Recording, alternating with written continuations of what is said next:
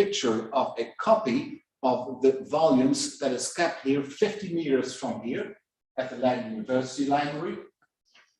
4 volumes, the Old Testament, and 1 volume, actually in 2 volumes and 1 volume, the New Testament. I hope you all know what the difference is between the Old and New Testament.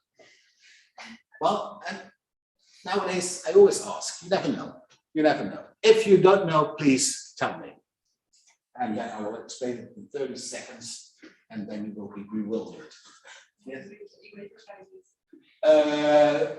The Old Testament is everything, the whole story until the birth of Jesus, and the New Testament is everything after the birth of Jesus. So the Old Testament is actually, and that's a good question, or a good follow-up on your question, the Old Testament is originally written in Hebrew, so it has many parallels with the Jewish Torah, and the New Testament is originally written in Greek, usually in the Septuagint. That is a very complicated story, but that's the difference between the Old Testament and the New Testament.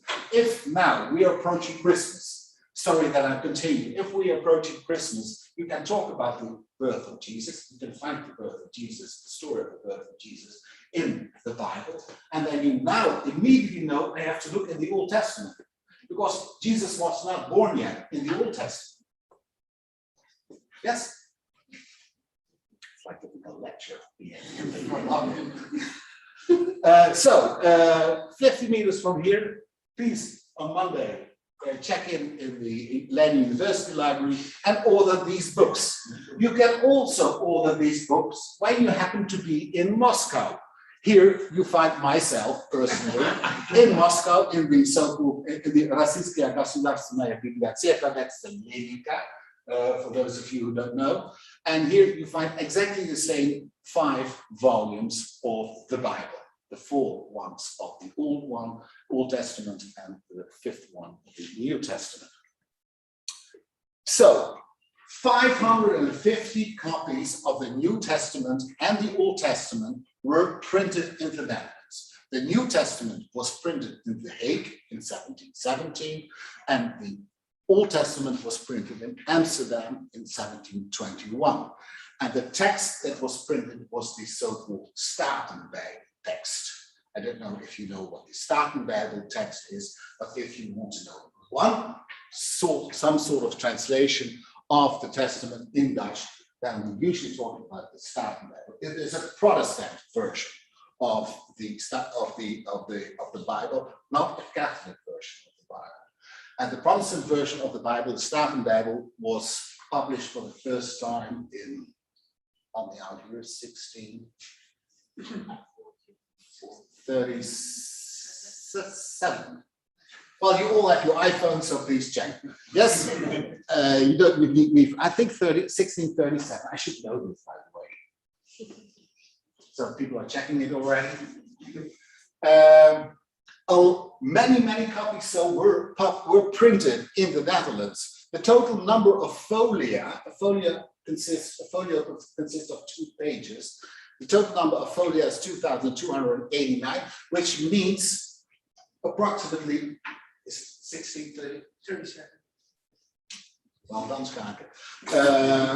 5,000 pages. A huge enterprise, and the paper size is gigantic. It's twice the size as what we nowadays know as an A4, which is the standard format we have. So it's twice the size, and the Dutch text is all in capitals. So the Dutch text was printed in many copies, 1,100 copies in total.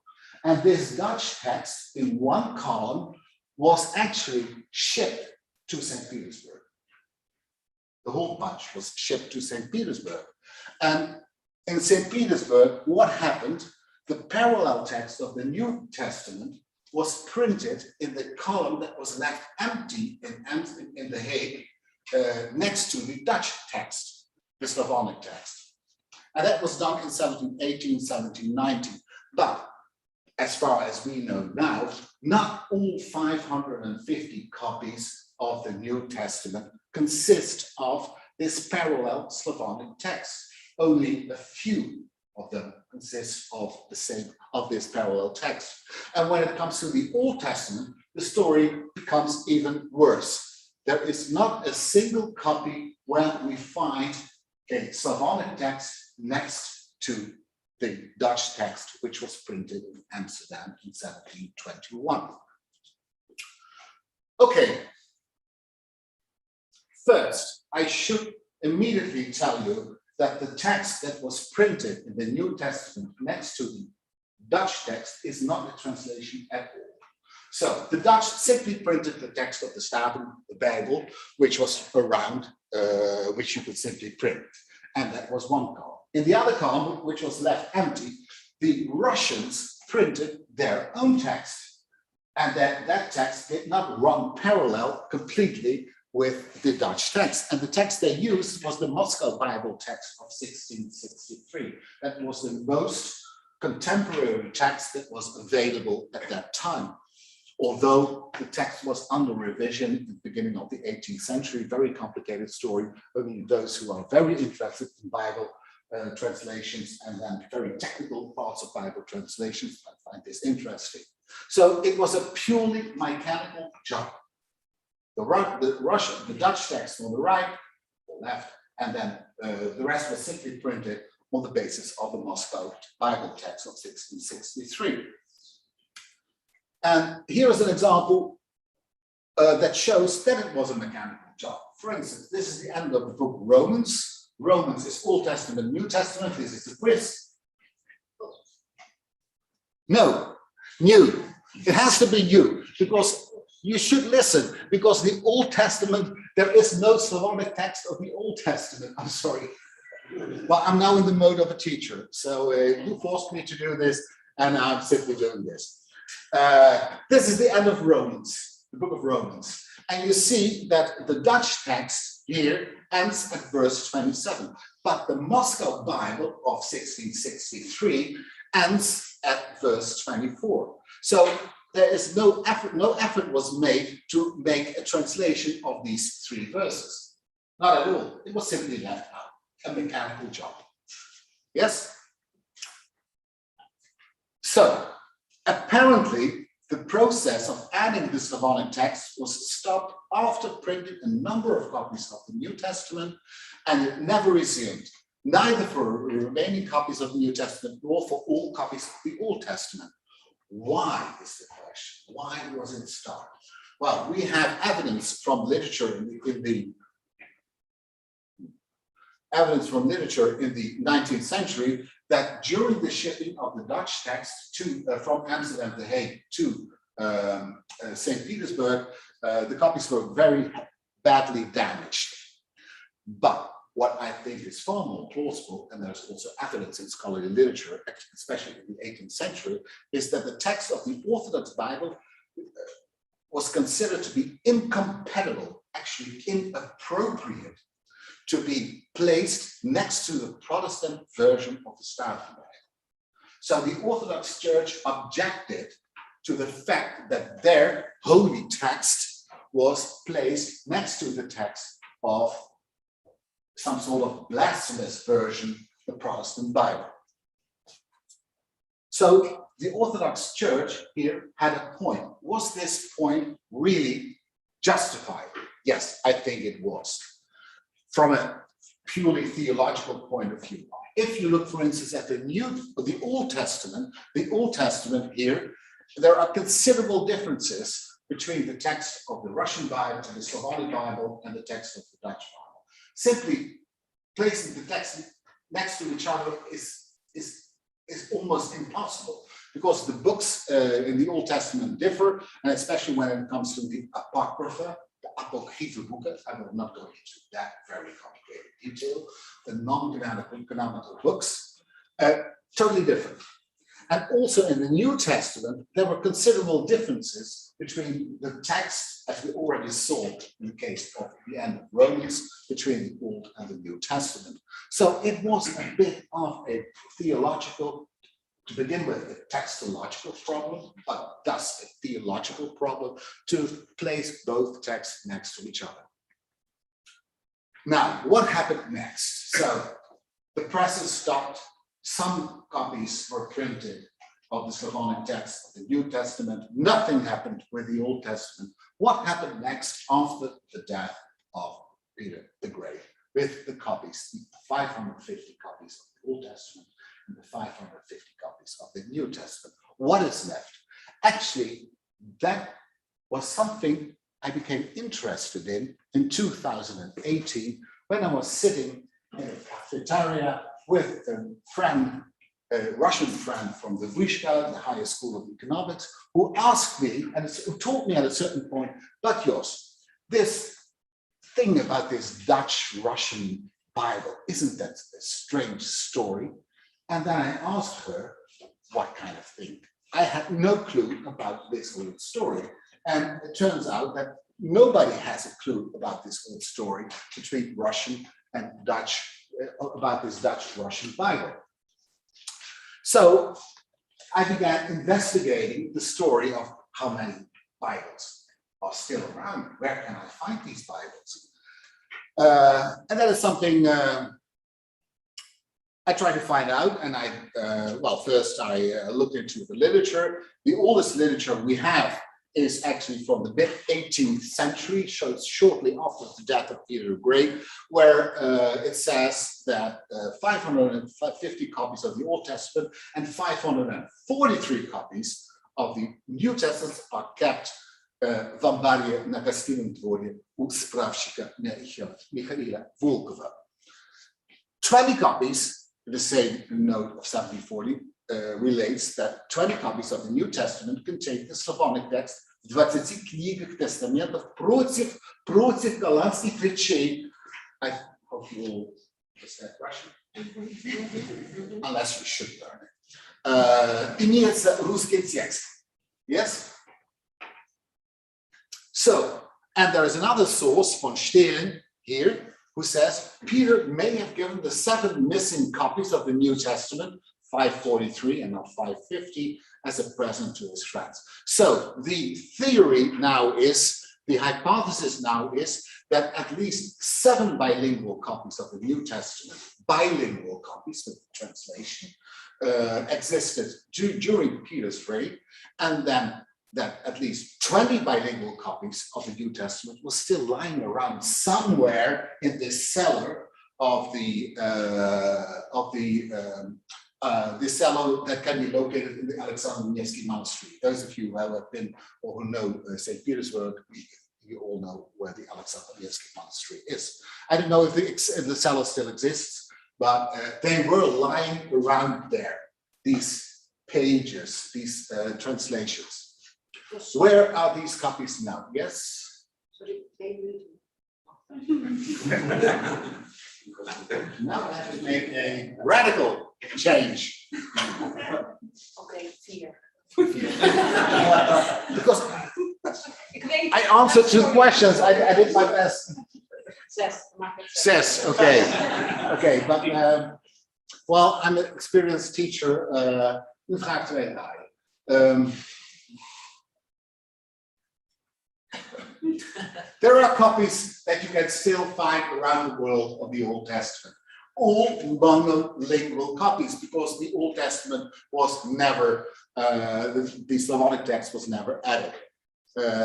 Yes. So you can travel to Amsterdam, Leiden, Stuttgart, Göttingen, London, Moscow, etc., etc. Most interestingly, there are also copies extant that are still around of the New Testament. And actually, there are incomplete versions, no Slavonic text at all. There are complete bilingual versions.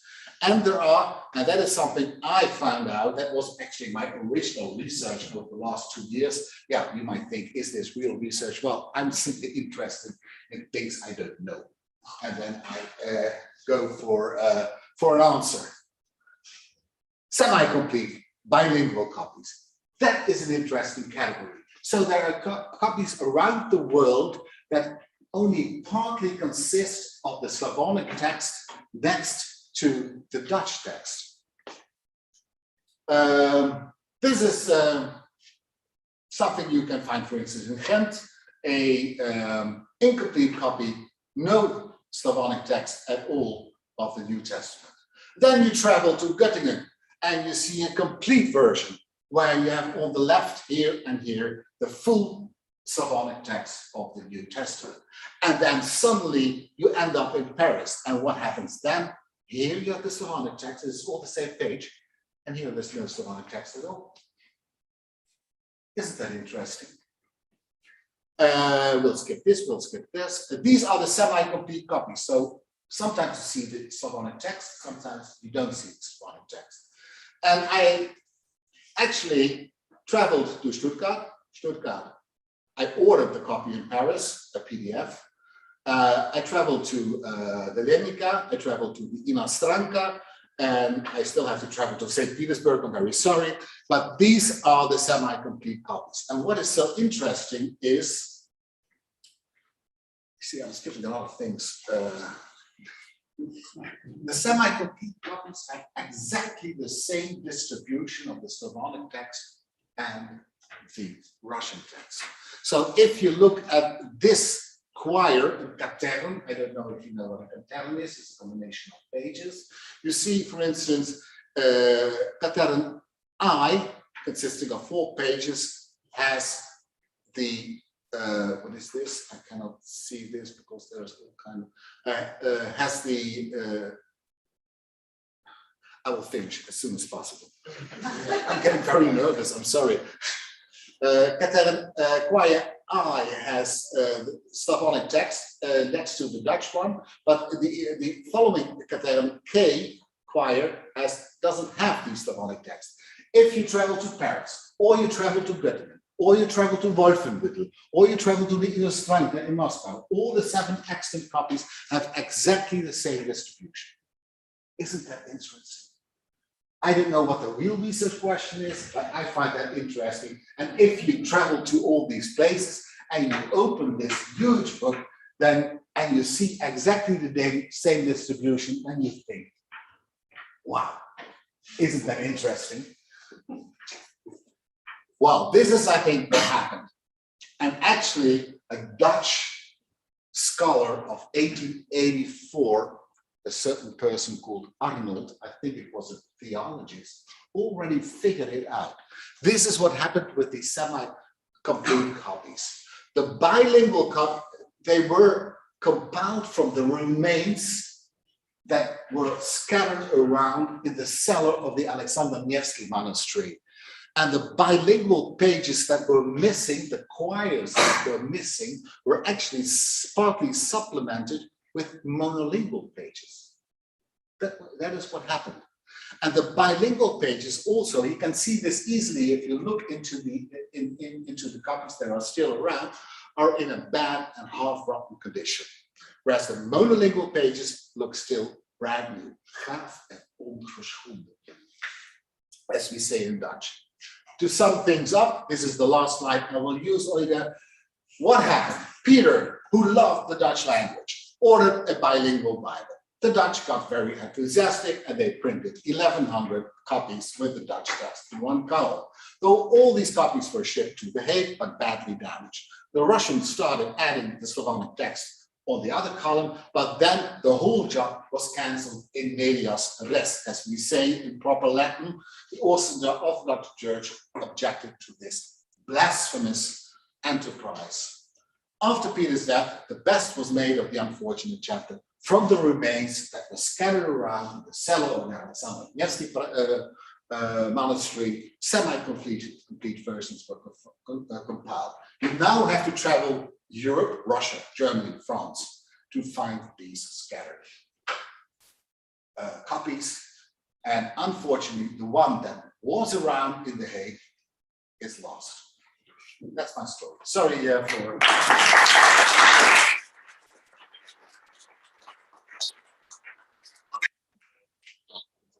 No. I will love the lecture, but I do hope we also have some time for 1-2 questions. Can you hear us?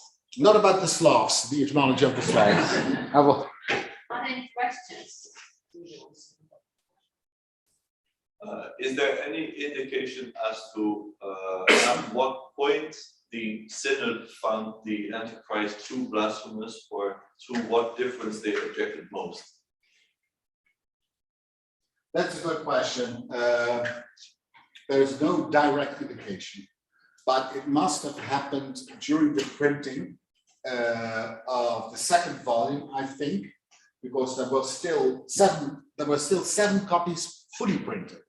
And at that point, immediately at that point, it all stopped. And the rest was thrown away, or they were carried through the cellars of Alexander Nevsky Monastery. So it must have happened quite shortly after the copies arrived in St. Petersburg. And Peter, yes, he controlled the Orthodox Church. He abolished patriarchy, and the Holy Synod was established. But nevertheless, Peter was also very, very religious. So, and the Holy Synod still objected to the fact that this was a very, very different text, the Protestant text of the Bible next to the Orthodox Bible. 1717, I think. But this is only on the basis of circumstantial evidence. It's not written somewhere. Other questions?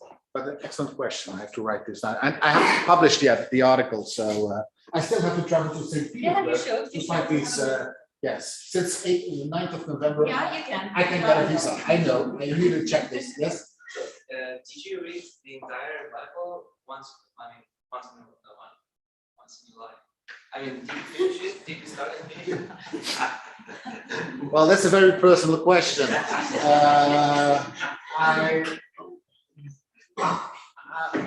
My original field of research is Old Church Slavonic, and the word church says it all. So I deal with religious texts, liturgical texts.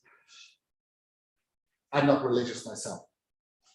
Yeah, but People always ask me and think that I know the Bible by heart. First of all, I'm a Catholic. Catholics don't know anything about the Bible.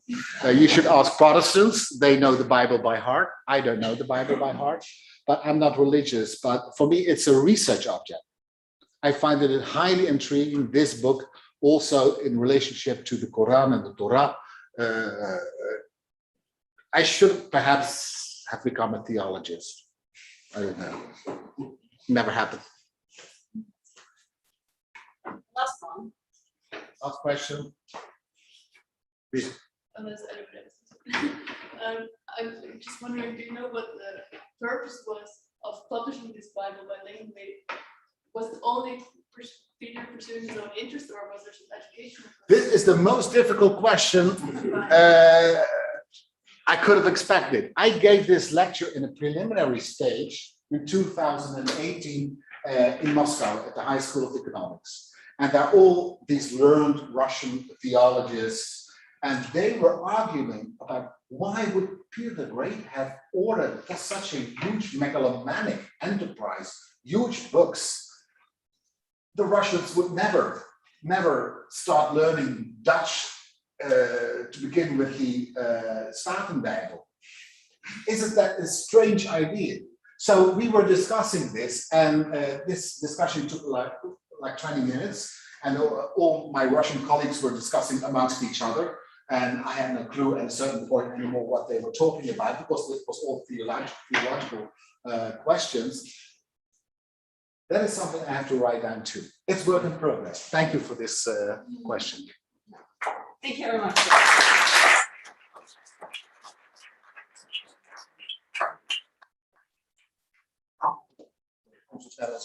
Mag ik hier mijn sticky uithalen of klopt de zaak dan?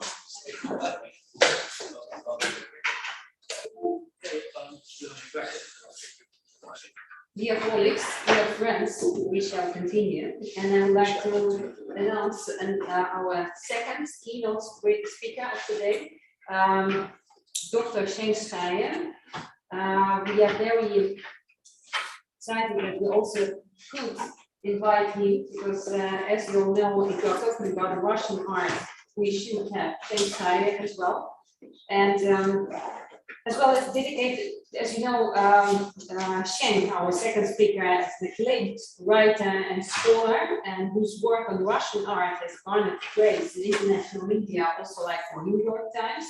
And Shane will give a lecture about how Russian avant-garde artists use porcelain to transform their radical ideas into art. Right, Jane? Yes. We also have something like 20 minutes. Okay, I'm going to, it should be 20 minutes, but then nothing should happen. This is your talk, right? It's on the,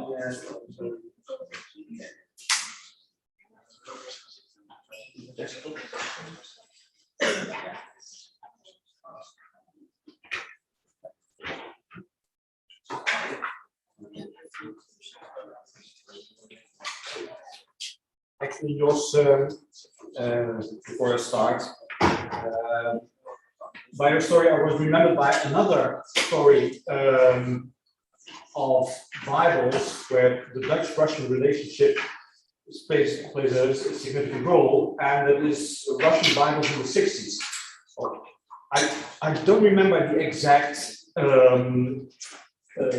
story, but I was a student still here when I did an interview of Ernst van Eegen, who was a Dutch businessman from an old family, he was already active in the 17th century. He was very interested in Russia, and he was a Protestant and a kind of radical Protestant. And he had very good contacts in the Soviet Union in the 60s, especially in the Russian army.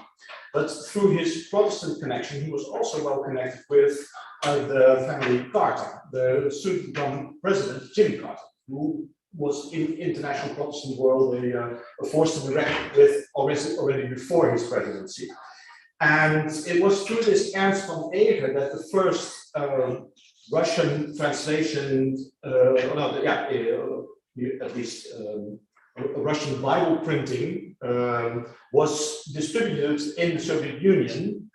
And how exactly he did it, I don't know. It was through his contacts in the Russian Red Army. And this sounds preposterous, but it seems to be true.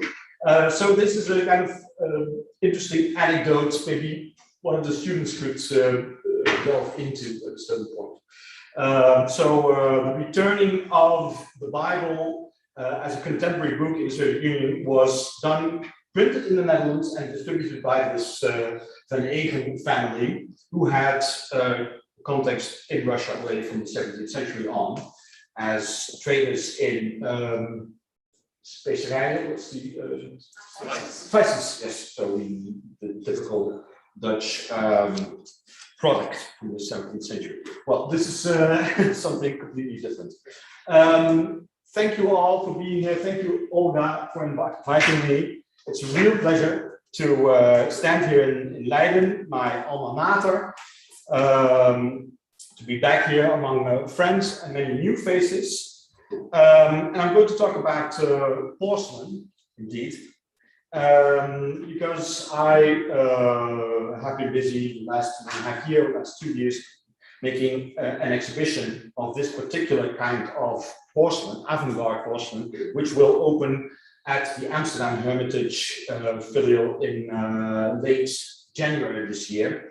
And the paper is an adapted version of the article that I wrote for the catalog of that exhibition, as yet unpublished, so you have a premiere here.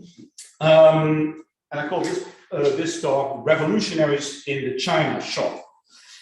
Early in the 20th century, something remarkable happened in the world of Russian painting.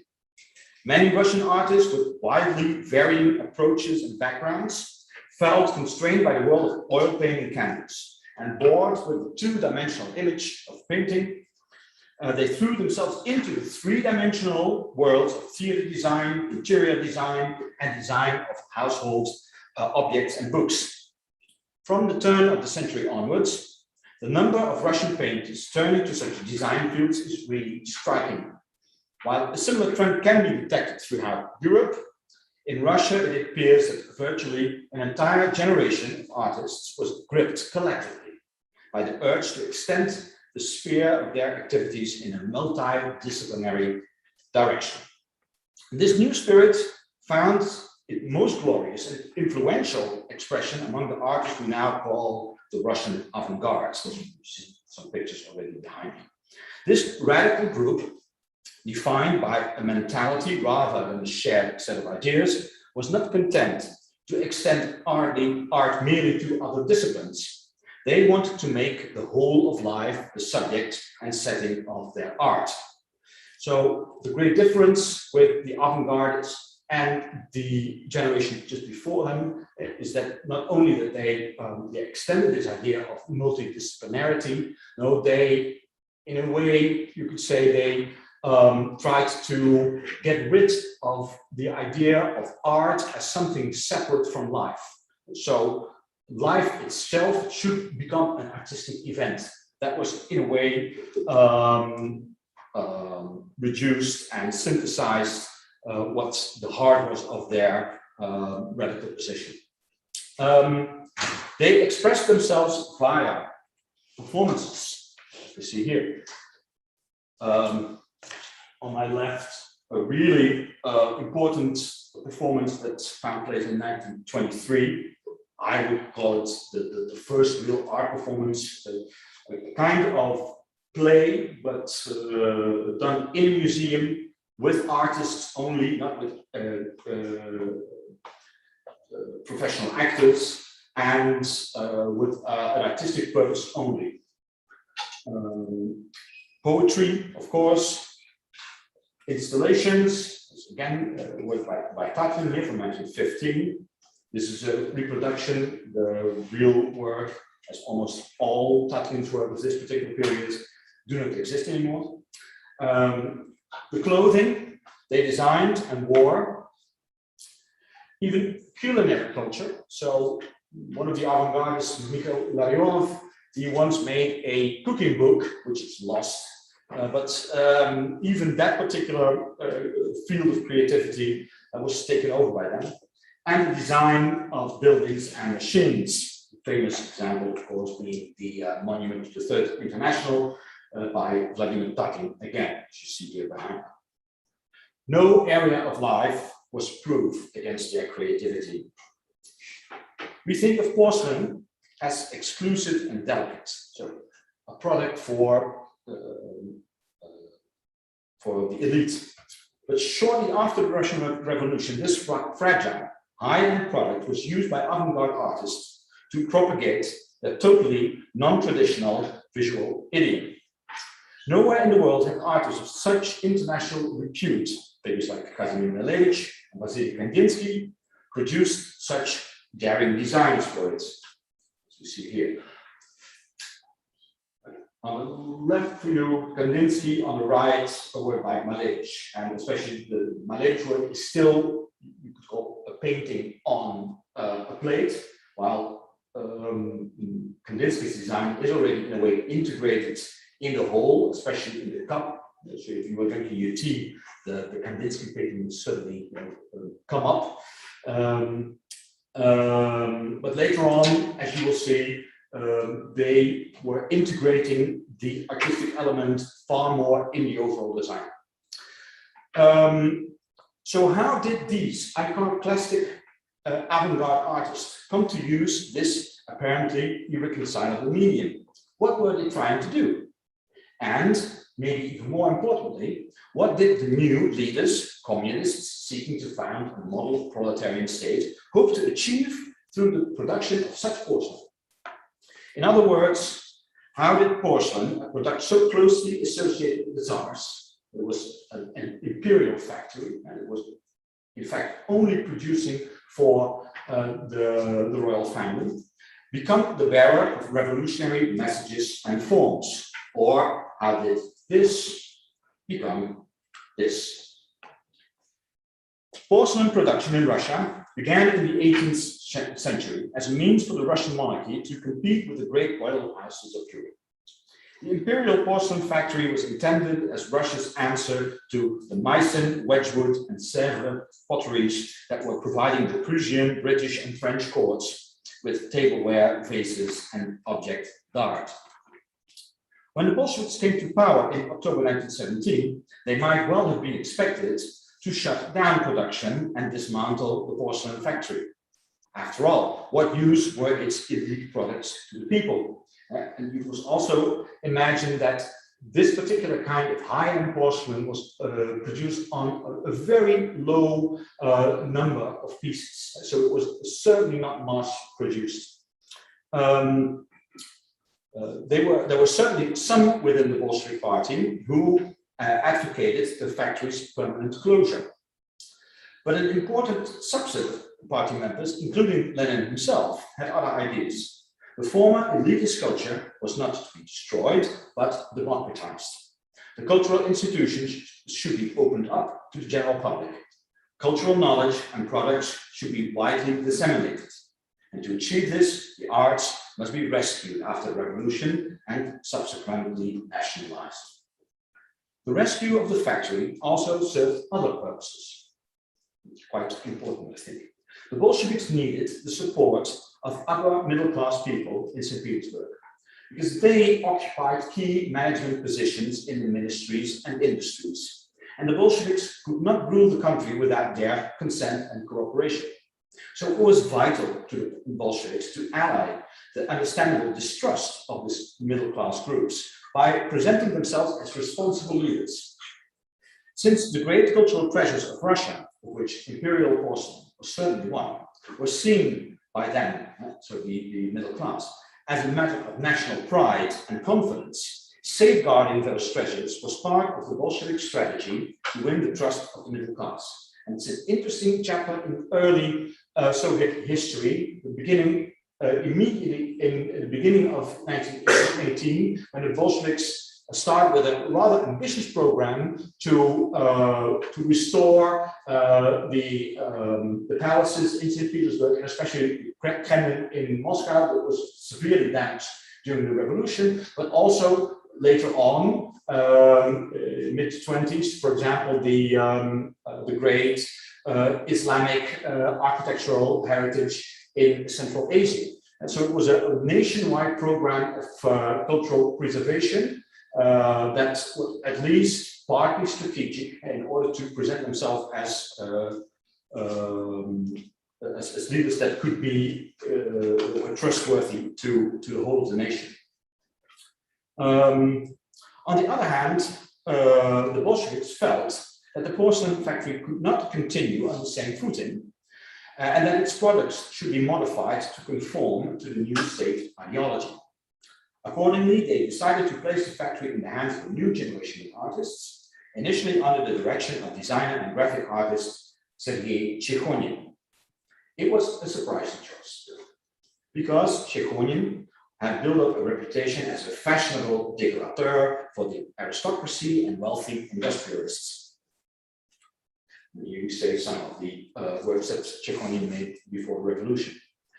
One of Chekhonin's admirers, the then well-known, rather brilliant art critic Abraham Efros, was dumbfounded, and I quote, his Soviet, so his means Chekhonin's, Soviet manifestation was completely unexpected. There had been nothing to presage it. His art and sympathies were entirely with the ancien regime. He was the charmer and idol of fashionable ladies. He was an enameler, a jeweler, a porcelain designer, and watercolorist to the wealthy. He was the heraldry expert of hereditary plutocrats and the designer of aristocratic emblems. End of quote. How could such a man possibly be put in charge of a Bolshevik-led cultural institution? Well, in fact, Chekhonin's appointment was rather typical of the kind of pragmatism displayed by both artists and Bolsheviks. Chekhonin wanted to continue his creative career and artistic development. The ideological beliefs of his clients, whether it be Bolsheviks or aristocrats, were of little interest to him. The Bolsheviks wanted someone who had the professional skills to act as artistic director and who was prepared to make the management reforms they demanded. Many other artists proved equally inclined to reach such compromises. Furthermore, Chekhonin was the son of moneyless peasants. He knew about poverty and inequality at first hand. Even though he had served the aristocracy and wealthy bourgeoisie, and certainly did not regard himself a Bolshevik, it is not inconceivable that he had some sympathy with communist ideals. Čechonin and the artists he recruited began to use the porcelain to express their commitment to the revolution, whether this was strategic or authentic.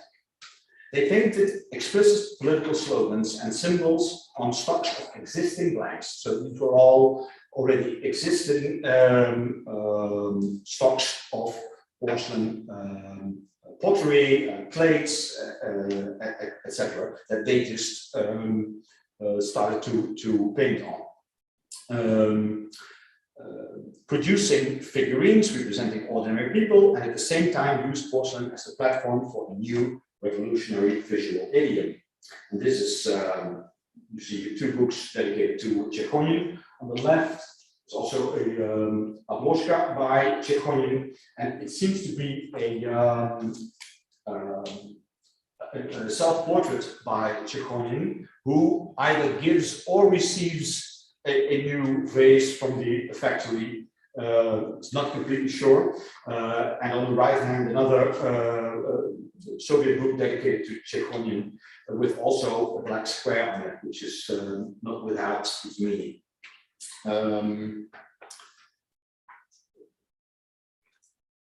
Yes, yeah. This was a way for the Russian Empire, right? Sorry, Čechonin and the artists he recruited, the idea that porcelain could convey political messages was not, in fact, entirely new. Even before the revolution, some porcelain had a political function, albeit a rather implicit one. For example, the long series of peoples of Russia presented the Tsarist Empire as an unending, multi-ethnic domain that was home to hundreds of different nations. You see here a few examples of this really large series of porcelain figurines, rather big ones, very, very impressive and beautiful, that represented all the nations of the Tsarist Empire. And as you see, there were also vases with landscapes, and also that had a symbolic meaning. This was a way for the Russian Empire to present itself as the ideological antithesis of the European nation states. It was this tradition of politicized porcelain that Čechonin perpetuated and expanded. He incited a wide range of artists to work for the factory, but it was representatives of the avant-garde who responded most positively. From the start, they had seized the opportunity provided by the revolution to give shape to their ideas about the integration of art and life. So the avant-gardists were mainly, because of their artistic program, interested in collaborating with the Bolsheviks, not so much because they were aligned with the Bolsheviks politically. Yes, they were mainly leftists, but they were not very political, or sometimes not political at all. But it was this opportunity to embrace the fullness of the program that aligned them with the Bolsheviks, or at least they thought that this would give them the opportunity to fulfill that program. Yeah. 2 minutes? Oh, that's rich. Can I do like 7, 5? 5. Okay. Okay. Let's get this. Okay. So we have artists like Altman, Puni, Batlin, and Lebedev, who also collaborated. But then in 1923, Čechonin was dismissed. His place was taken over for a short period by Nikolai Punin. He was a well-known left-wing intellectual and an art theorist who enjoyed the confidence of some Bolsheviks. However, they had not realized that Punin was also an advocate of the most radical movements within the Russian avant-garde, being Kazimir Malevich's suprematism and Vladimir Tatlin's constructivism. And shortly after his appointment, Punin invited Malevich to join the factory. The artist's arrival triggered a radical change in the design of porcelain. He and the students he brought with him wanted to use the porcelain not so much as a material to paint on, but to create entirely new forms. And since the revolution, Malevich had rejected all forms of two-dimensional art, and since 1918, he had virtually stopped painting. You see here some other designs of the artist, so you can have a look of how they designed these particular plates and saucers. On the left, Kandinsky, and Lebedev and Shkolnik in the middle. Malevich had been working on these architectons from 1919 on. So this was his answer to his dismissal of painting. He said, painting has finished. It has finished with my painting. It was a rather large ego. And we have to develop art into a three-dimensional world. So this was his answer to that. And it were especially these kind of artistic experiments that he wanted to translate into porcelain. And the result was the Malevich's now iconic tea set with its famous half cups. So as you can see on the left.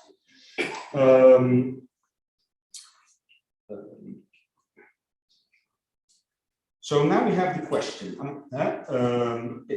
It turned the porcelain factory into a platform for radical innovation. Among the most paradoxical results of the early Soviet Union is the fact that these artists, then already marginalized figures under enormous pressure, we talked about 1923 already, found a home in this former higher elite institution. And this are works from Ilya Chashkin and Nikolai Tsuyev, who were Malevich's most important students. However, most of the Bolsheviks had conservative tastes in art, and Malevich's experiments went much too far for them, and Punin was soon dismissed. Malevich and Kandinsky had to give way to make us more in line with the conservative tastes of the Bolsheviks. But moreover, following the launch of Lenin's new economic policy, the factory had to generate a large part of its income by producing marketable goods, and also this was obviously a problem for the avant-gardists. Because nowhere, also not in Russia, of course, could this kind of porcelain be produced commercially. At the same time, this is an interesting thing that maybe could end with. The Soviet regime used this new porcelain to bolster its image in Europe. And this was actually, it's the main reason why they continue to do that. Pieces were exhibited extensively outside of Russia, a way for the new regime to demonstrate both its intention to safeguard the cultural heritage and the ability of the Soviet Union to breathe new life into an outdated and somewhat dead end art form. As you see, for example, here, this is the famous art exhibition, the first so-called Soviet art exhibition held in Berlin in 1922, and afterwards in Amsterdam in 1923, where an enormous amount of this porcelain was exhibited, and with enormous success. So there are records of how much of this porcelain was sold. And the organizer of the exhibition is Sternberg, the man on the left in the chair. He boasted that in Berlin only there was 385,000 marks sold for the porcelain only, and in Amsterdam 52,600 guilders, which I think at that time was more than the German marks, because they were already in a free flight at that moment. And these were, of course, rather big successes, and it made sure that the avant-garde artists could for some time still be working at the factory, because also later on, till at least till 1925, at a variety of international exhibitions, this avant-garde porcelain was shown and also printed in international catalogs. To end, because most of you, I think, can already see more or less how this ends. At least, certainly internally in the Soviet Union itself, also porcelain had to give way for propaganda art. So, and this happened, and I must say, even some of these products are really very interesting from a variety of for a variety of reasons. But of course, it meant not so much goods for the avant-garde. Still, also from the 20s on and in the late 20s, porcelain was used as a means for emancipation. So for the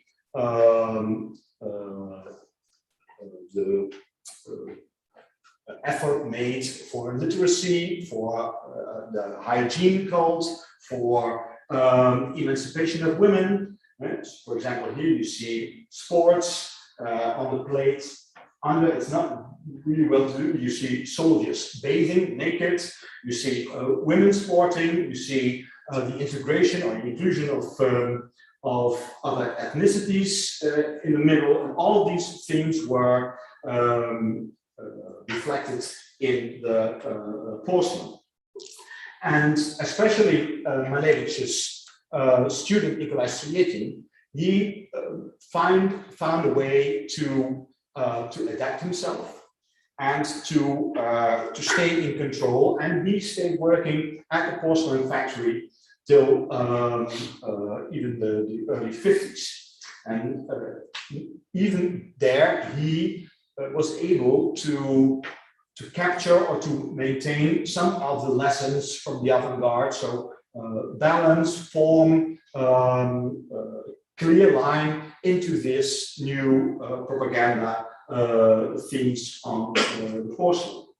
But in early 30s, and I will conclude here, under the so-called anti-formalist campaign, and maybe some of you have heard about this, it was the high point, at least, of the Cultural Revolution that Stalin initiated. The efforts of the avant-garde artists at the porcelain factory were attacked fiercely. So even this niche product that was actually almost never shown in Russia itself, but almost exclusively outside, and was attacked, especially in this particular book, Художественное оформление массовой посуды, and there were a variety of attacks on Malevich and Kandinsky and on Streletsky himself. And you see here on the right slide some examples of sort of formalism in porcelain, and you see Malevich's teacup standing there. Still, because of the special position that these avant-garde artists had played in the history of porcelain production, it maintained almost the only fields or discipline where they could more or less work freely, and it was also the first discipline where they were, again after Stalin, again exhibited. So if you even look at the late 50s, Malevich's teapot was again exhibited in museums, whereas his paintings were still, at least until the mid-80s, confined in the repositories and not shown to the public. So this particular field of the arts, avant-garde porcelain, plays a very significant role, and you can almost follow the whole history of avant-garde art through this small, exclusive window, and it still maintains its unique position within the arts in the world. Thank you very much for your attention.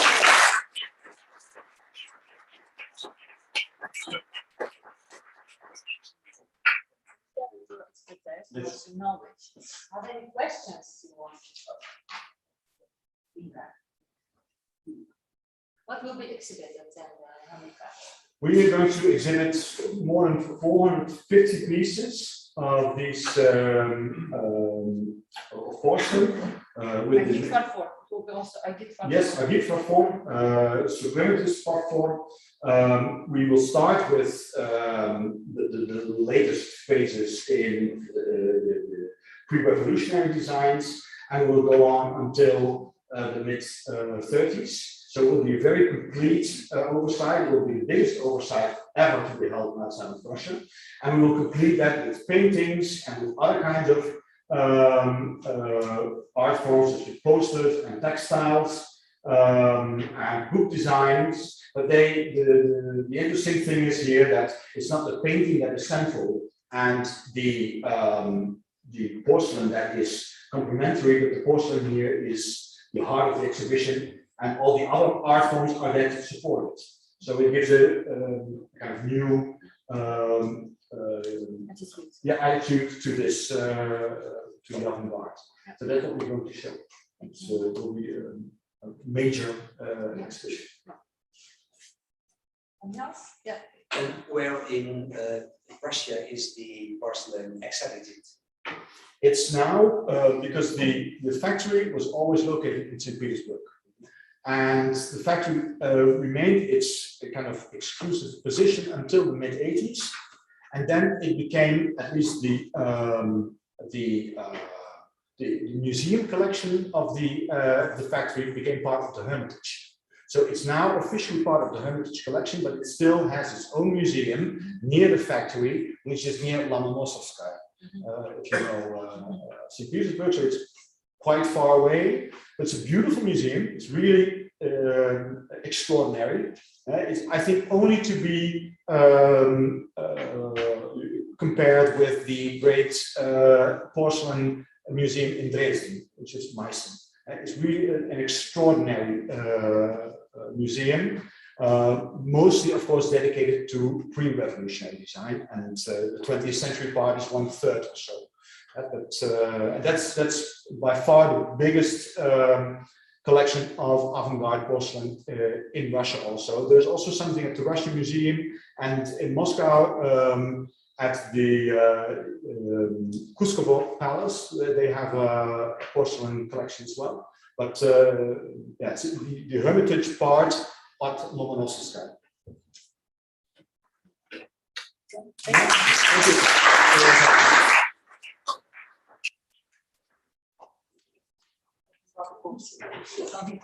Oh, thank you very much. Dear friends and colleagues, I hope that you are ready for the last speaker of today. And our last speaker of our conference will be Dr. Sergei Podbolotov from the European University at St. Petersburg. In addition to teaching courses at our institute as well, he also gives us some courses at the European University, where he specialized in nationalist movements in pre-revolutionary Russia. Now he will give a talk on the uprising against Tsar Nicholas II in 1905, which was led, surprisingly, by monarchies. I do hope that we can connect now with Sergei. Right? Sergei, can you hear us? Yes, I can. Olga, can you hear me? Yes, we do hear you, but maybe a little bit harder. Olga? Can we make it harder?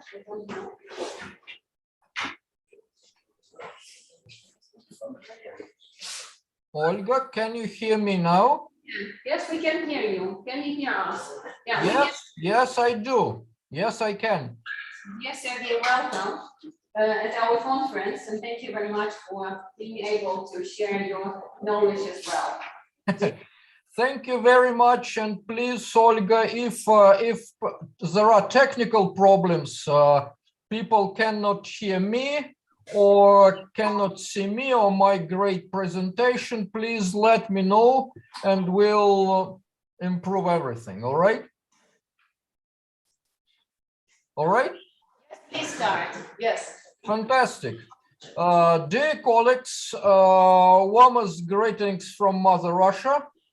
I frankly tried my best to overcome all bureaucratic barriers. They are enormous in these times of virus, and to arrive alive into your very good old university turned out to be impossible.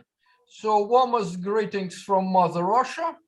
And well, I shouldn't complain really, for I'm sitting in a rather good place. It's not very far from Tsarskoye Selo. Tsarskoye Selo, dear colleagues, is the favorite residence of almost every Russian emperor, and the favorite residence of Nicholas II. And dear colleagues, it's a good place to talk about the last Tsar. You know what? I have a difficult task, but I will succeed. I will explain you within 15 minutes the secrets of the Russian Revolution. For you know what? Great many volumes published about the Russian Revolution, great many. And I think you sit in a rather big lecture hall, but if we take one copy of each volume, we'll perhaps pretty easily fill this hall with these books, and you wouldn't have a place where to sit. Yet historians somehow have ignored one important point. You know why Nicholas II, the last emperor, was isolated? And you know, a revolution happened when those matters going on. The Tsar sitting alone, no good recommendations, no good advice, no good team, not enough supporters, or these supporters sort of not right, dispersed those matters. And indeed, it was a position of Nicholas II in February 1917, when he found himself isolated in a train in a railway station called Dno Bottom. You know, very, very, very symbolic thing. You see what?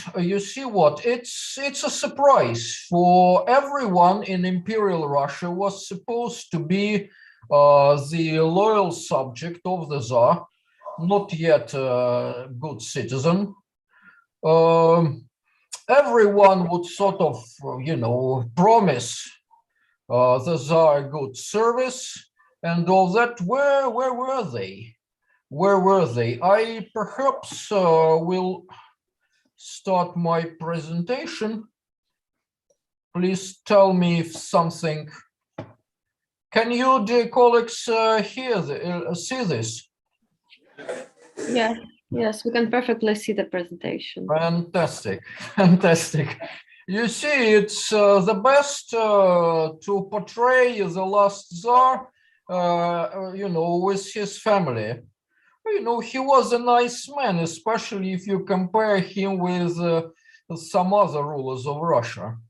Honest, simple, true gentleman, never argued. Once again, a true English gentleman, if you ask me, sort of reserved, having problems, a beautiful family.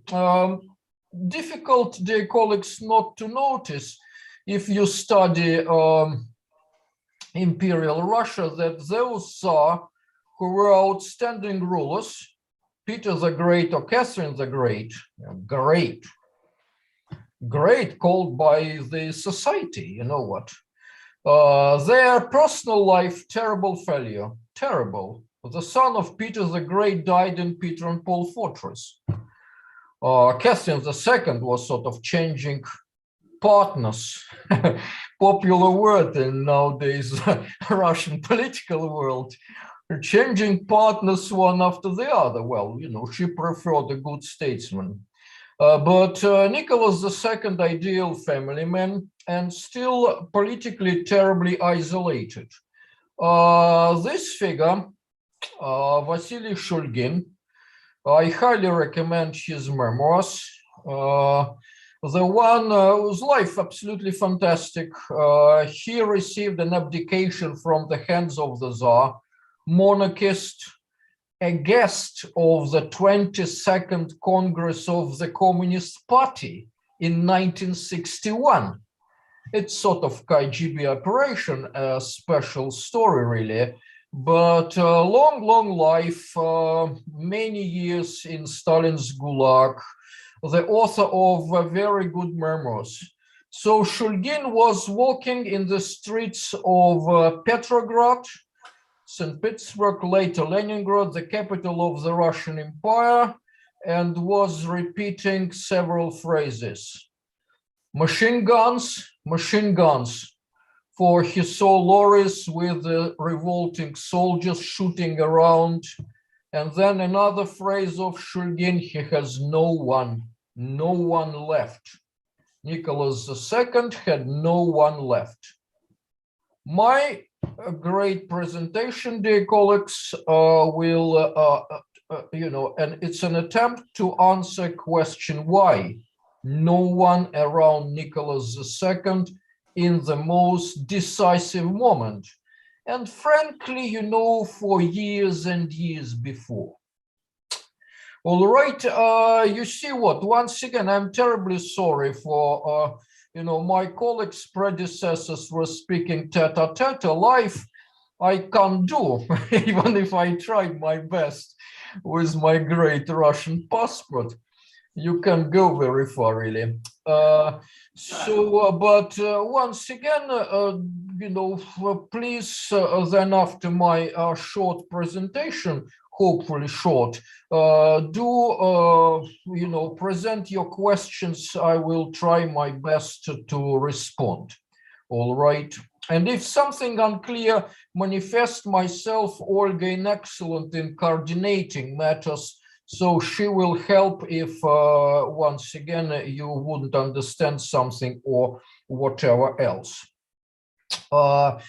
You know what? So definitely part of the population of Imperial Russia, part of the subjects of poor Nicholas II, monarchists. Some of them, once again, had certain clear reasons to be monarchists. First of all, the country terribly diverse. It's enormous.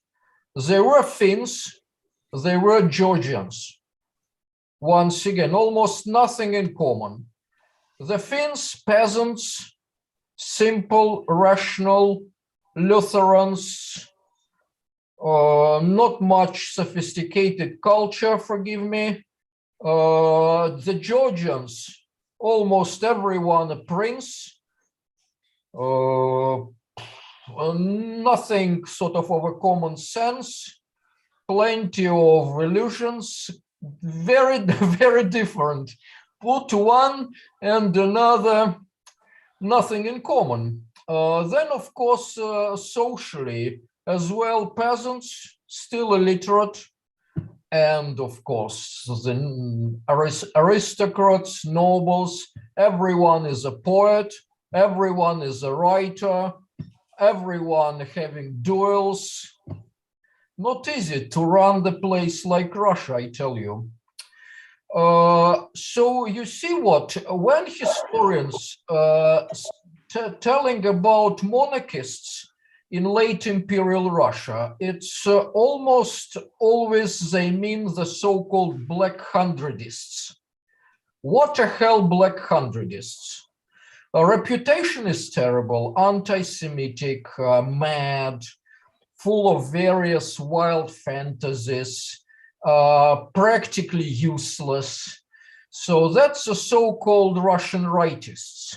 Shulgin on your screen is different. Wait a minute. Black Hundred. Oh, that's a classical Black Hundredist, Alexander Dubrovin from St. Petersburg, the head of the so-called Union of the Russian People. Historically, Black Hundredists, so people's militia. For people serious lived in Prepetrin Russia within the Kremlins. Princes, their troops, merchants, people simple lived outside. But if it was a trouble or mutiny or something wrong, they would organize themselves, take a big stick or sickle or something else terrible, and will try to do pogrom or crush someone or whatever. So people like Alexander Dubrovin on your screen, they raised in 1905 to preserve the autocracy. So that's classical Russian right-wingers. But this camp, in fact, the Russian rightists, that's what historians normally terribly underestimate, where they were very different. This political camp, very divergent, and they were sort of Slavophile intellectuals believing that, you know, monarchy had always been in Russia. Without the Tsar, the country would disappear. If not, the monarchy would have been a terrible dictatorship. By the way, exactly what happened. The monarchy, dear colleagues, historical fact, collapsed, and it collapsed badly, you know, vomiting with communism, not producing democracy or anything civilized, really. I believe in between of us, military dictatorship would have been much better than Bolshevism, frankly. Anyway, so they were intellectuals among the rightists. They were, as Dutch Witte, the first Russian prime minister under Nicholas II, Sergei Witte, you know him, of course. He called them heroes of smelly markets. They are the words terrible, sort of petty people who were conservative because of their limited worldview. Conservative because of their limited worldview. I put it beautifully. So they were priests. They were Orthodox priests who once again believed the Tsar, the head of the church, if not the Tsar, collapse. They were police officers, sort of monarchists because of their service, not necessarily very noble, but it was. They were army officers who were good servants of the Tsar. So a very diverse group of people. And yet, you know what? Sometimes clever historians use the term right-wing revolutionaries. What the hell it was, the right-wing revolutionaries? You know what? If you emerge on the political scenery to save the monarchy, the figure of the Tsar very important. Now, dear colleagues, the central point of my entire presentation. Perhaps we should get back, or might be this one. It's an opening ceremony of the State Duma. You see the Tsar, his people, oh, terrible company. They were, well, it's also diverse. Ladies at court, ministers. It's a Winter Palace, St. George Hall. Do visit the Hermitage when we're able to travel again, dear colleagues. St. Petersburg is a beautiful place. So you see what? If you are revolutionary, many of them, by the way, were here in this group. They were sort of pushy people. They were standing even up front. One of those, Prime Minister Stolypin, said, I fear that some of them having bombs in their pockets. It's 1906, you see, terrible time. So if you are revolutionary, you more or less not interested in the figure of the Tsar himself. For in your worldview, by definition, the Russian Tsar, using a wooden Marxist language, the Russian Tsar is a reactionary landlord, tyrann, representative of the class of nobility, the head of the terrible bureaucratic machinery, something like this. So by definition, terrible man. My colleagues mentioned Peter the Great. You know, it was sort of Stalin's cultural revolution that saved the bronze horseman in St. Petersburg, but some of the statues destroyed. The one which I saw in the screen, for example, the copy arrived from Netherlands after 1991 only. But so a revolutionary is not interested in the figure of the Tsar himself. But for the monarchists, dear colleagues, the figure of the Tsar, his personality, terribly important. So you see, for those people who, like Dubrovin or Shulgin, appeared in 1905 in the State Duma, all reality was crying about the political crisis. You know what, strikes everywhere, revolts against the Tsar, God knows what, political movements. But you believe that the autocracy is a system ideal. So Russia had, in their view, an ideal political system of the autocracy. So in this worldview, the Tsar himself was the reason of all possible difficulties. So in the monarchist movement, there is, dear colleagues, a sort of, you know, public sphere. When you have loyal deputations to the Tsar, Nicholas presenting his portraits, they demonstrate their loyalty and all that. But there is also a hidden part. And as a historian, I studied diaries, private letters, matters like this, you know, what they were talking in their salons, and they hated poor old Nicholas. Hated why? Hated why? What in their view, perhaps we should put Vasily Shulgin. What the ideal monarch was about? An iron hand moving the country forward. Traditionally in imperial Russia, they believed people are pretty backward. So you need the iron hand to move the country toward the progress. Unshakable, standing above various selfish interests,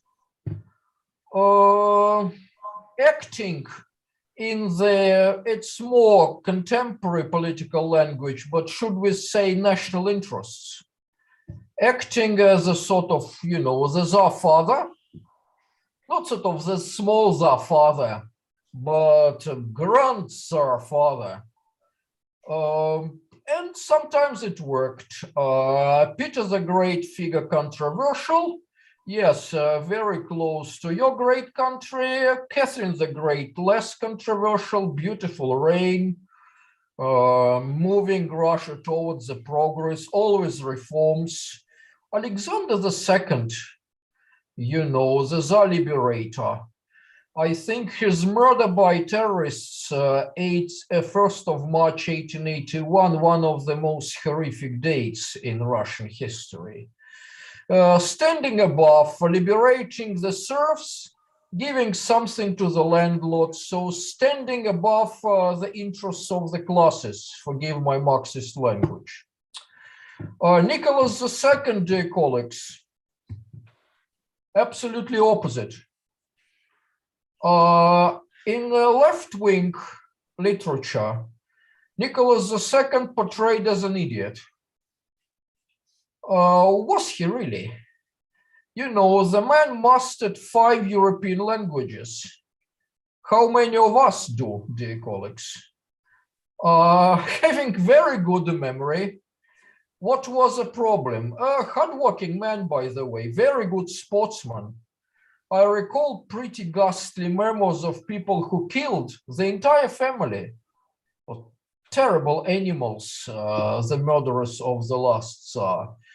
killed the whole family, these beautiful girls, still a son, teenager, but they, all of them said, we believe these are sort of fat. They try to destroy body. Sorry, talking about it late night. Tried to destroy the body of Nicholas II, and he was very athletic man, a good sportsman. So they said, oh, we surprised. We thought fat, lazy, whatever. But you see what, Nicholas II had a different problem. The ideal Tsar was supposed not to do small things. And small problems Nicholas II was sorting out beautifully. Having good memory, almost remembering the names of the soldiers in his regiment. But synthesis, perspective, general view are terribly difficult for Nicholas II. So he was making steps, which once again, in a short run, forgive me, in a short run were sort of seemingly good, but very controversial, zigzags, very easily influenced by this or that advisor who were pulling the entire country into different directions. So you see what, as a Tsar, pretty awful. And I recall in a diary of one of the monarchists, General Kireev, not a silly man, I tell you. He wrote in 1903, what a situation. We are ruled by a homosexual and a magician. Homosexual was Prince Mishchersky, the editor of very influential magazine. At that time, he was an advisor, unofficial advisor of Nicholas II. And magician, Monsieur Philippe, French, it's, you know, time when they lived all things sort of strange, artificial, you know, spirits speak to. Sorry for interrupting, but you have 5 more minutes. I'm sorry for asking. Fine, I understand. Friday night, I understand, of course. It seemed to be that the position of Russia was the autocracy without autocrat, the worst imaginable. All right, so, and especially to run the bureaucratic machinery for Nicholas II was enormously difficult. The same General Kireev was writing in his diary that it seemed to be that each minister going his own direction, and the autocracy, he believed, our treasure, small change. He believed if there is a real religion, there is one real God. If it's sort of pagan fun, many small gods.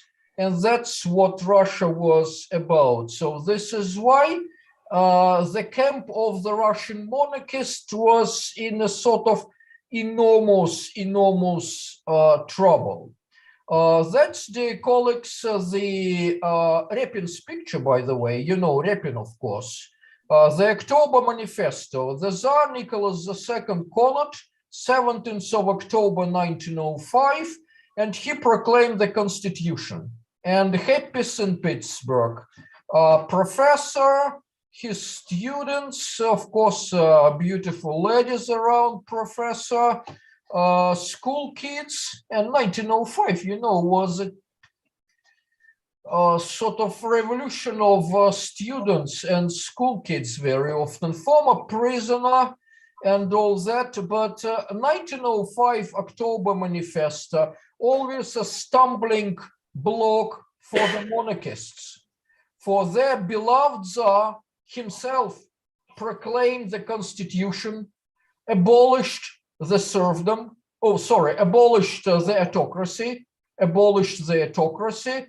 So how can you defend the autocracy if the Tsar himself abolished it?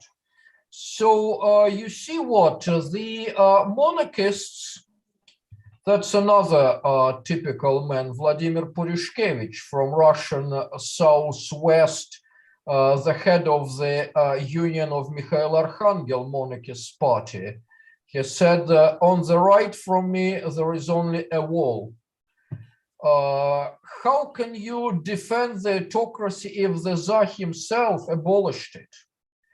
Yet, you know what, I suppose my view, dear colleagues, that Nicholas II still met a right man.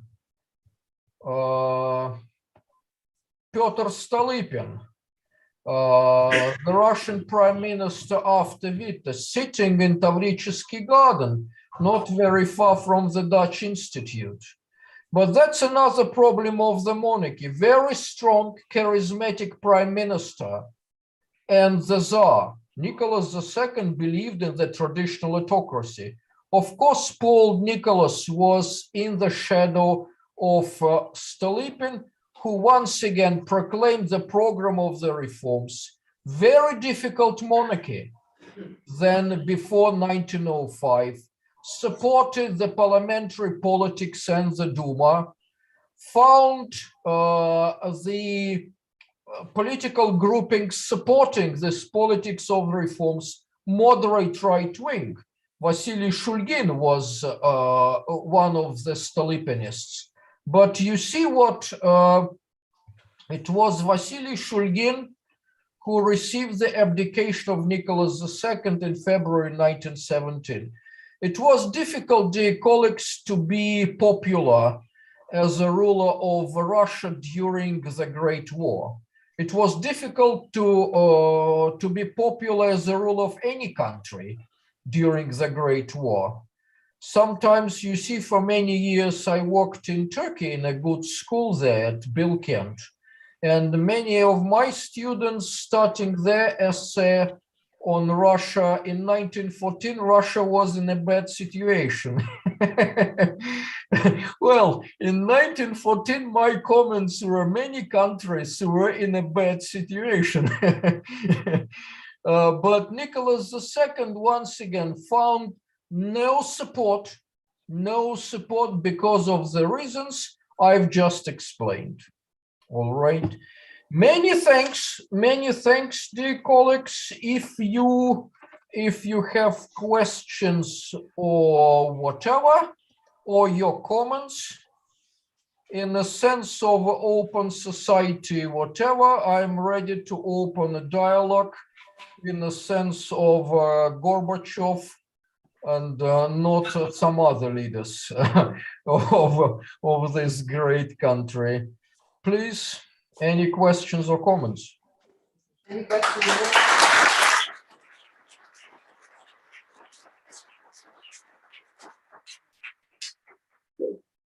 Can you try, Otto? Yes. Well, thank you for a very stimulating, very interesting talk. I was wondering, these monarchists were clearly unhappy with Nicholas II, but what were they hoping for? Sort of a character change, or did they set their hopes on a different candidate who could replace him? It seems pretty pretty hopeless if you're a monarchist and the Tsar is such a lousy figure, but what can you do about it? Thank you very much, sir. A fantastic question, fantastic. I can more or less talk endlessly till Monday morning about it. You see what, of course, they were considering the other candidates. The trouble with the Romanovs dynasty was that all of them, the monarchists, believe unsuitable to be the Tsar. They were thinking about the plots, and there were talks that we need, I quote, we need something Serbian. Something Serbian, of course, the famous story, the officers in Belgrade killed the Serbian couple. So to remove the Tsarin, a must, they believed, for she was even less popular than Nicholas. But whom to appoint? Mikhail, they believed, wonderful younger brother of Nicholas. wonderful moral man, but unable to run the country. Mikhail was in love with a beautiful lady, ran away, was back only in 1914 when the war began. Vladimirovich, good for nothing. So trouble, they had no good candidate. They had no good candidate. And Vasily Shulgin, in emigration in 1921, wrote a book. And in this book, he wrote about his ideal Russia. He didn't put the name, but everyone was understanding very clearly that his ideal candidate was Pyotr Stolypin, the prime minister. And in 1944, Vasily Shulgin in Serbia went to buy milk. Bloody hell, Soviet tanks coming. So he was arrested, and the KGB officer sort of interrogating him, asking, what's your ideology? He said, well, my ideology, I'm Stolypinist. And this office almost collapsed. Well, they believed it's all sort of ruins of history, and they met class enemy here tete-a-tete. So Stolypin, with his with his modern worldview, with a good middle class for Russia, wage on a strong, serious legal basis, active political society. I suppose that was an ideal candidate, but once again, ideal candidate for moderate rightists like Shulgin, not for people living in a sort of fantasies and for whom the ideal was Russia pre-Petrin, with no political society, no newspapers, everyone peasant, people going to the churches, not to the cinemas. And by the way, dear colleagues, if you are in Tsarskoye Selo, and if you sit in a study of Nicholas II, he built for himself this ideal Russia. That's Fedorovsky Gorodok. I think now the contemporary patriarch of the church building his residence over there. But that's a sort of old-fashioned Kremlin with Novgorodian church, with God knows what, ideal Russia of Nicholas II. But it's in the past, and Russia was, beginning of the 20th century, the quickest growing economy in the world. Now impossible to imagine.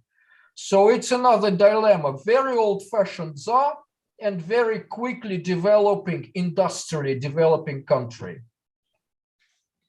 Thanks enormously. Excellent question.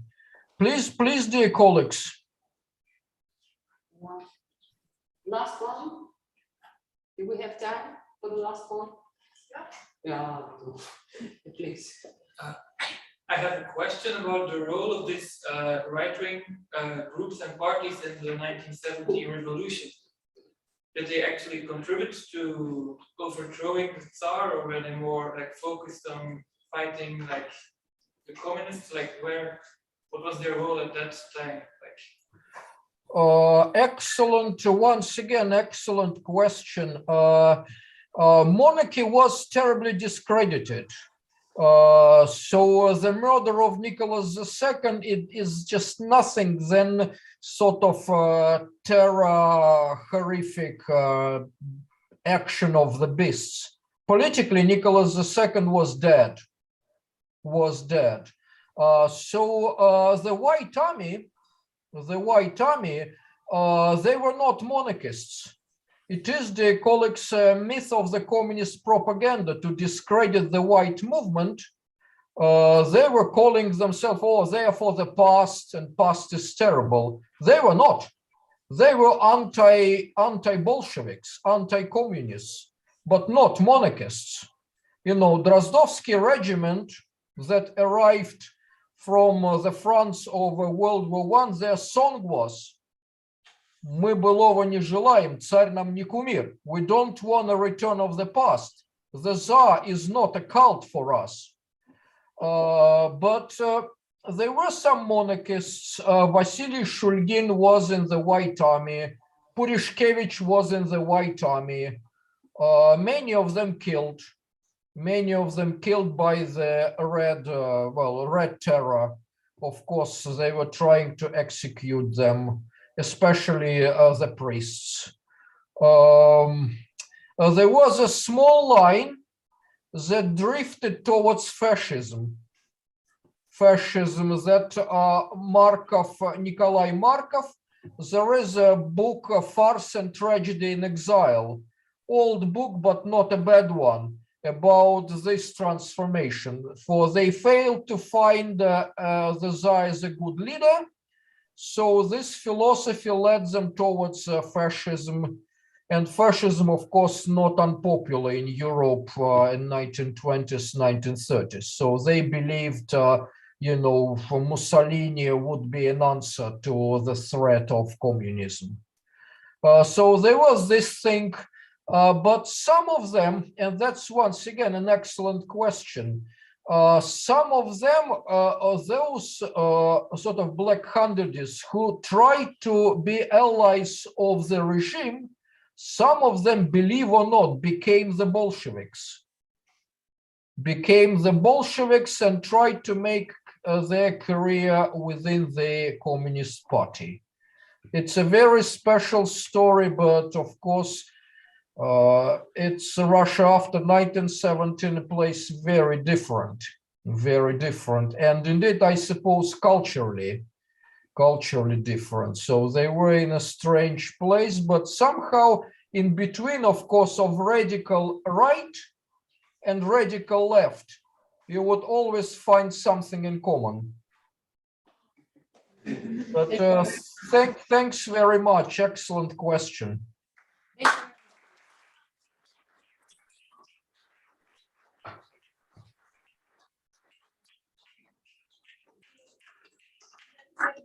Dear guests, dear colleagues, dear friends, I wish we could continue, but it's now getting darker.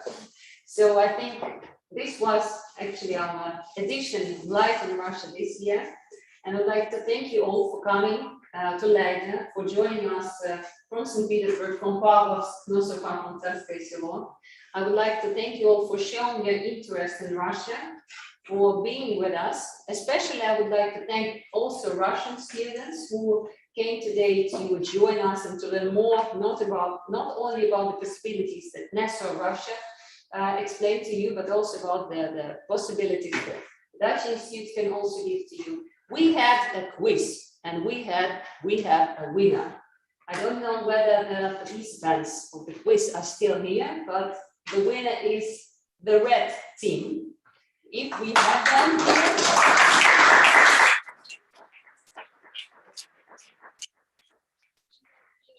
So red team, please come to us, or otherwise you can leave your email address to Dylan. And our prize will be a guided tour to the exhibition of Russian porcelain in the Hermitage, Amsterdam. So we'll arrange this for you late in January. Thank you. Yeah, thank you very much. Thank you very much.